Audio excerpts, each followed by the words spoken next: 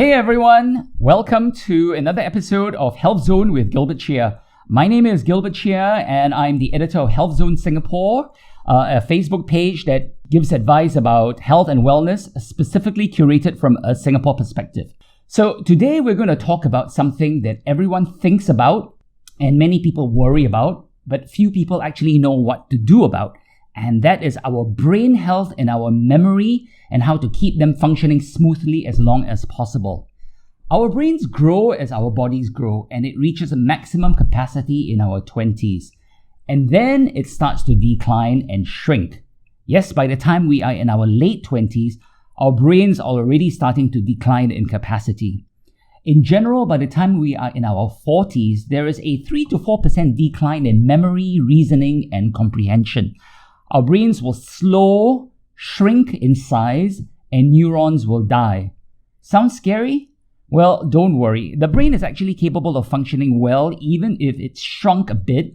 And the good news is that there is a lot we can do to protect and promote brain health. However, there are also many things that we do without thinking that can actually harm the brain and lead to cognitive impairment afflictions such as Alzheimer's and other forms of dementia. And dementia is a growing problem among the elderly in Singapore. 1 in every 10 people aged 60 and above in Singapore has dementia now, and this number will only continue to increase as our population ages. It's so important to state that growing old does not mean that you automatically get dementia. So in this episode, I wanted to highlight the key factors that affect brain health and what we should all do more of and what we should do less of. There are things that we are doing which might be harming us without us even knowing, and things that we can do to make ourselves much healthier and less likely to develop dementia as we get older.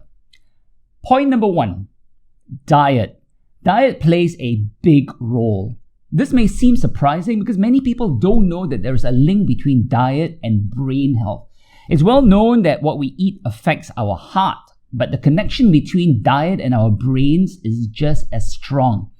In fact, the foods that are good for the heart are also good for the brain, and the things that are bad for the heart are also bad for the brain. And one of the most important things to watch out for when we eat is sugar. Studies have found that people with high blood sugar have a faster rate of mental decline than those with normal blood sugar, even if our blood sugar levels are not high enough to make us diabetic. In fact, people who have type 2 diabetes are almost twice as likely to get Alzheimer's and other forms of dementia, which is really horrible if you think about it. You already have diabetes, and then that makes you so much more prone to dementia as well. And this is especially significant in Singapore because our country, has the second highest rate of diabetes in the developed world, which is a really shocking statistic. There are many connections between diet, diabetes, and dementia. A diet that is high in sugar and simple carbohydrates can lead to diabetes, and this high blood sugar levels that diabetics have can cause several complications. And one of the main ones is damage to our blood vessels, and the brain is packed with blood vessels. So you see the connection there. In fact, besides Alzheimer's, diabetes is also implicated in another form of dementia known as vascular dementia, which occurs when the blood flow to and in the brain is reduced or blocked because of damage to the blood vessels that is caused by too much sugar in the blood. And when we talk about sugar, we're not just talking about the table sugar or sweet desserts. It's also important to be aware of sugar in the form of glucose, which the body makes from carbohydrates that we eat. When we eat carbohydrates, the body converts this to glucose, and the body treats the glucose in our blood exactly the same as if we had just consumed white table sugar. When we eat carbohydrates such as rice, noodles, bread, cakes, fruits, etc., the body converts them to glucose. And this glucose is the same in the body as the table sugar that we eat. So we have to be aware of our overall carbohydrate intake and to avoid eating too much carbs. Studies have found, and this is really amazing, that people who ate the most carbs had an 80% higher chance of developing a condition known as mild cognitive impairment or MCI compared to those who ate the smallest amount of carbs. Now, what is MCI? MCI is a condition where people experience more thinking and memory problems than are usually present at that age. People with mild cognitive impairment may go on to develop Alzheimer's disease and other forms of dementia. And research indicates that diabetes will also increase the risk of MCI worsening into dementia.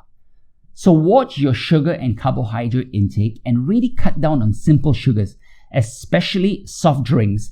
And don't be fooled also by fruit juice. Very often people think fruit juice is healthy. And while it may be better than, let's say, a sugary soft drink, the problem with fruit juice is that you're removing a lot of the pulp and it's a concentrated form of sugar in there. So there's no such thing as being natural sugar and that being better than so-called artificial sugar. In your body, it's going to be the same. So watch out for the amount that you're consuming. Point number 2 that really affects your mind is exercise. Exercise is not just good for the body, but also for the brain, believe it or not. Experts believe that regular physical exercise can reduce your risk of developing Alzheimer's disease by as much as 50%. And just as importantly, for those who have already started developing dementia and other cognitive issues, exercise can help to slow down the progression of this illness. This is because exercise increases beneficial brain chemicals while also increasing blood flow, and this helps protect the brain's ability to maintain old connections as well as to make new ones. If you did not think you needed to exercise because you're not overweight, you're forgetting it's not just for your body, it's also for your brain. Aim to do at least an hour of moderately intense exercise 3 times a week. The best type of exercise program for brain health is one that combines both cardio exercise and strength training. One of the best things you can do, regardless of age or gender, is to train with weights. Yes, you might be thinking, what, weights? Why do I need weights? Well, that's because moderate levels of weight and resistance training will give you 2 great benefits. 1, it's good for the brain, and 2, it will increase your muscle mass, which becomes all the more important as you age. You see, this is because muscle is metabolically active, which means the more muscle you have, the higher you will burn calories and the higher your metabolism, and you will burn more calories and fat. And having more muscle also makes you stronger and more stable, which helps prevent falls and head injuries. The risk of falling increases as we age, and head injuries increases the risk for dementia, so this is all connected. Other forms of exercise that can help you improve and strengthen your balance and coordination are also very valuable. For example, yoga, qigong, or tai chi, which are all excellent low-impact exercises and very good, especially for senior citizens. And please don't think that you're too old to work out. For those over 65, adding just 2 to 3 strength training exercises to your weekly routine can cut your risk of Alzheimer's by half. So exercise and use weights. Third point is something that may surprise people, but it is very significant. And this is protecting against hearing loss and social isolation. This point has nothing to do with diet or exercise, and yet it plays a huge role in the development of dementia, and that is social isolation. When a person has no one to talk to or communicate with, or when they're alone most of the time and all of the time, their risk of developing dementia increases by 50%. Social isolation also increases a person's risk of heart disease by almost 30% and the risk of stroke by over 30%, around 32%. And of course, loneliness is associated with higher forms of depression, anxiety, and suicide. When we think of socially isolated people, we normally imagine someone who is living alone without family or friends. But there is another form of social isolation that is just as harmful, even if the person is right there living with a family and there are a lot of people around them. And that is someone who has lost their hearing. And this happens a lot when you get older. When a person loses their hearing, they are unable to take part in conversations. They can't hear what their family members are talking about, even if they're just passively listening. They cannot even watch TV or listen to music or the radio. And deprived of this stimulation and engagement, parts of the brain actually shut down. and the brain will then shrink. Constant stimulation and interaction is so important to the brain that when it's deprived and cut off from the world, as in the case of hearing loss, the brain functions all decline, and this increases the risk for dementia. So it's really interesting that individuals with moderate to severe hearing loss are up to 5 times more likely to develop dementia. And whether you are a senior facing hearing loss or you know a senior in your family or a friend who has got hearing loss, please make the effort to go and see a specialist. Get your hearing tested and get a hearing aid, because losing your hearing and your social interactions can lead to losing your mind. And there's something very interesting also about hearing loss. A lot of times, we think that hearing loss is caused because the nerves in the ear get old and damaged, and that may be one of the cases. But there's another reason, a common reason for hearing loss, which will surprise many people, and that is impacted earwax. For a lot of people, for some people, as they get older, the earwax in their ears actually hardens and becomes impacted. And this can actually make their hearing much worse without them even knowing what the cause is. So definitely please get your hearing tested, find out the cause for your hearing loss, and get a hearing aid. That is so important. And finally, the fourth point that is so important to preserve brain function and to protect your brain is something that we all love to do, but we do much too little of, and that is sleep. Yes, sleep is also important for the brain health and memory function and memory retention. And the lack of sleep has some very serious consequences on the brain.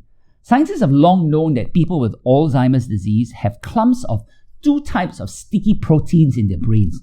These proteins, which are known as beta amyloid and tau, are believed to damage and destroy brain cells.